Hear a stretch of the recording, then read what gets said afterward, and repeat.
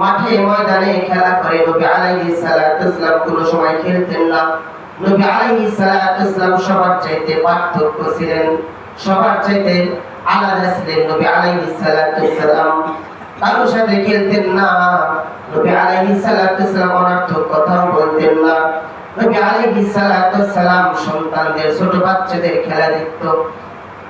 বিকাল বেলা যখন হয়ে যেত, সন্ধ্যার আগ মুহূর্তে সন্তানদের বাবারা এসে সন্তানদেরকে হাত ধরে নিয়ে যাইত।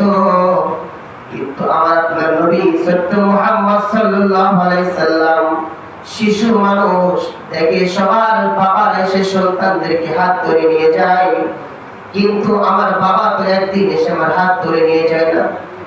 একদিন মা মুহাম্মদ সাল্লাল্লাহু আলাইহি সাল্লামকে নেওয়ার জন্য আসছে।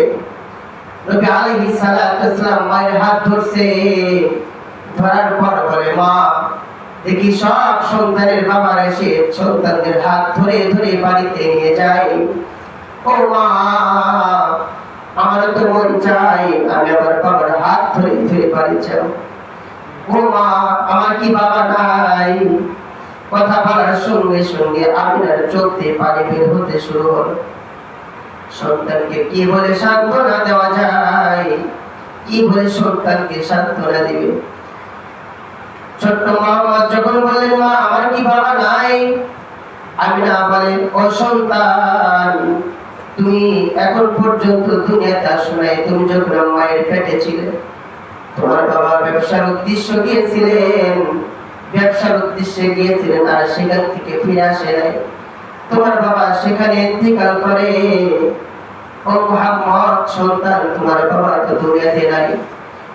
শিশু মুহাম্মদ ডেকে বলে, মা মন চায় বাবার কবরটা একটু জিয়ারত করবার জন্য। নবী আলাইহিস সালাতু ওয়াসসালামকে মা আমিনা কবর জিয়ারত করার জন্য নিয়ে গেলেন। আমি তার সংক্ষিপ্ত বলছি। কবরটা জিয়ারত করার জন্য নিয়ে গেলেন।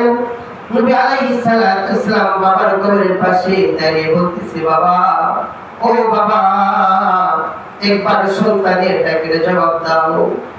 কিন্তু আমার আপনার নবী শিশু মুহাম্মদটাকে কবর থেকে কোনো আওয়াজ আসে না। কিতাবের মধ্যে আছে নবী আলাইহিস সালাতু ওয়াসসালাম কবর জিয়ারত করলেন। মা আমিনাকে নিয়ে আসতেছে। পথের মধ্যে মা আমিনা ইন্তেকাল করলেন। নবী আলাইহিস সালাতু ওয়াসসালামের বয়স 6 বছর। মা আমিনা দুনিয়া থেকে তার ইন্তেকাল করে চলে গেলেন। নবী আলাইহিস সালাতু ওয়াসসালাম মা আমিনার খাদেম ছিল যিনি, তিনার হাত ধরে ধরে বাড়ি চলে আসলেন। নবী আলাইহিস সালাতু ওয়াসসালামকে দাদা আব্দুল মুত্তালিব লালন পালন করতে লাগলেন। দাদা আব্দুল মুত্তালিব যখন মৃত্যুবরণ করলো 8 বছর বয়সে, নবীর বয়স যখন 8 বছর হয়ে গেল, দাদা আব্দুল মুত্তালিব মৃত্যুবরণ করলো। এরপরে নবী আলাইহিস সালাতু ওয়াসসালাম তিনার দেখশন করলেন চাচা আবু তালেব। নবী আলাইহিস সালাতু ওয়াসসালামকে আবু তালেব অনেক মহব্বত করত। আবু তালেবের কাছে বড় হতে লাগলো। বড় হতে হতে হতে হতে যখন 25 বছর বয়স হয়ে গেল, কিতাবের মধ্যে আছে মুহাম্মদ সাল্লাল্লাহু আলাইহি সাল্লাম ডেকে বলে, চাচা আবু তালেব, আমার আর ভাল লাগে না, আমি মনে হয় কোন কাজ করতে চাই। আমার আর একা একা ঘুরতে ভাল লাগে না, আমার মন চায় একটা কাজ যদি হতো করতাম। কিতাবের মধ্যে আছে আবু তালেব খাদিজাতুল কুবরার কাজের তার যে কর্মস্থল ছিল সেখানে দিলেন। এক পর্যায়ে মুহাম্মদ সাল্লাল্লাহু আলাইহি সাল্লাম সেই বাড়ির ম্যানেজার হয়ে গেলেন। এক পর্যায়ে খাদিজাতুল কুবরার সাথে বিবাহ হয়ে গেলেন। ওদিকে যাব না। কিতাবের মধ্যে আছে বিবাহ হওয়ার পর সম্পূর্ণ যখন বিবাহ হয়ে গেল, মক্কার লোকজন কুরাইশ সন্তানরা মুহাম্মদ সাল্লাল্লাহু আলাইহি সাল্লামকে বললেন, মুহাম্মদ সম্পদের লোভে খাদিজাকে বিবাহ করেছে, কারণ মুহাম্মদের সম্পদ বেশি, খাদিজার সম্পদ বেশি।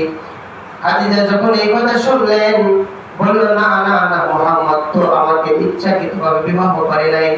আমি প্রস্তাব দিয়েছিলাম, তিনার মাধ্যমে প্রস্তাব দেওয়ার পর তিনার চাচা আবু তালেব যখন দায়িত্ব পালন করেন মুহাম্মদের, চাচা আবু তালেবের মাধ্যমে আমি তিনাকে বিবাহ করেছি, সম্পদের কারণে না।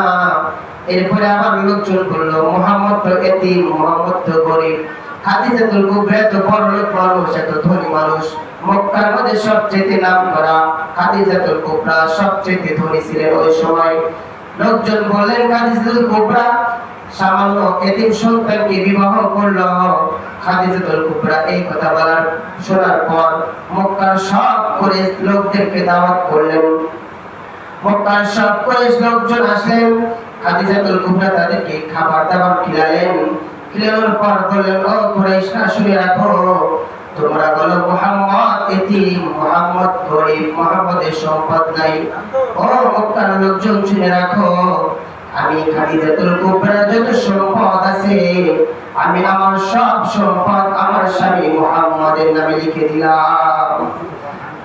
এখন ইচ্ছা করলে এই সম্পদ তিনি নিজের জন্য ব্যয় করতে পারে, ইসলামের জন্য ব্যয় করতে পারে। কিতাবের মধ্যে আছে সব সম্পদ আমার আপনার নবী ইসলামের জন্য ব্যয় করে দিলেন। এই যে ইসলাম আমি আপনি পেয়েছি, ইসলাম কিন্তু এত সহজ আসে নাই। ইসলাম কিন্তু অনেক কষ্টের মাধ্যমে আসছে। ইসলাম আমার নবীর দান মোবারক শহীদের মাধ্যমে ইসলাম আসছে। সাহাবায়ে কেরামদের রক্তের মাধ্যমে ইসলাম আল্লাহ তাআলা আমাদের পর্যন্ত পৌঁছে দিয়েছে। সাহাবায়ে কেরাম কেমন নবীর জন্য পাগল পাড়াছিলেন। এই জন্যই তো বলেন, কুল ইন কুনতুম তুহিব্বুনাল্লাহা ফাত্তাবিউনি ইউহিব্বুকুমুল্লাহ। নবী আপনি জানিয়ে দেন, যারা আমি আল্লাহকে ভালোবাসতে চাই তারা যেন আপনি নবীকে ভালোবাসে। নবী বলে, আমি নবীকে ভালোবাসার মাপকাঠি হলো আমি নবীর সুন্নাত। আল্লাহ বলে, আমি আল্লাহকে ভালোবাসার মাপকাঠি হলো নবীকে ভালোবাসা। নবী বলে, আমি নবীকে ভালোবাসার মাপকাঠি আমি নবীর সুন্নাত অনুযায়ী চলা। নবী আলাইহিস সালাতু ওয়াস সালাম তায়েফের ময়দানে মার খেয়েছে। তায়েফের দুষ্ট ছেলেরা আমার আপনার নবীজিকে তীরের মতো বৃষ্টি যেরকম শিল পড়ে রকম পাথর নিক্ষেপ করতে শুরু করেছে। নবী আলাইহিস সালাতু ওয়াস সালামের শরীর রক্তাক্ত হয়েছে। কিতাবের মধ্যে আছে নবী আলাইহিস সালাতু ওয়াস সালাম নিজ কাপড় দ্বারা রক্তগুলো মুছেছে। সাহাবায়ে কেরাম বলে, ইয়া রাসূলুল্লাহ আমরা আপনার রক্ত মুছে দেই। নবী বলে, না, আমার রক্ত আমি মুছি। নবী আলাইহিস সালাতু ওয়াস সালাম নিজেই তার রক্তগুলো মুছলেন। সিরাতে